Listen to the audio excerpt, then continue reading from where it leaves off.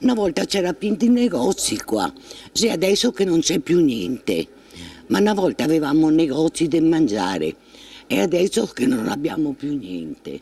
Il dramma è che qui, tra poco, potrebbe non esserci più neanche lei, che in questa casa di Dorsoduro, una cinquantina di metri quadri al piano terra in Calle San Gregorio, c'è nata. Il contratto di locazione è scaduto il 28 febbraio ed ora Marcella, 81 anni, è sotto sfratto. La proprietaria dell'intero palazzo, una marchesa mantovana, intende rimettere a nuovo tutto lo stabile. Dovrei andare via, ma penso che mi assa perché bisogna che si vergogna prima che vada via, se meglio che mora.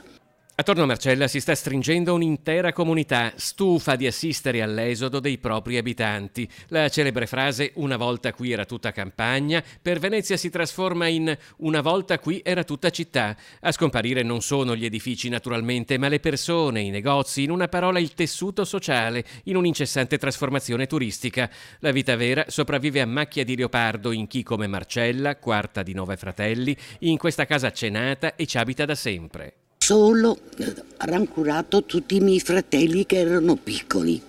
Per niente mia mamma così è morta nel 74, mi ha chiesto scusa.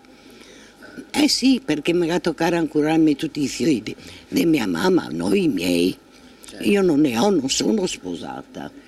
Marcella non sa darsi pace. Ha lavorato sempre come donna di servizio, vive con una pensione di 620 euro al mese, ma qui la conoscono e la vogliono aiutare tutti, non solo in questa vicenda, ma anche nelle piccole necessità quotidiane di una signora che non è più giovanissima e deve arrangiarsi in una zona che non offre quasi più servizi ai residenti. Negozi e farmacia non sono dietro l'angolo e tra un po' potrebbe mancare anche la casa. Ho lavorato sempre dappertutto, ho lavorato fino ai 78 anni.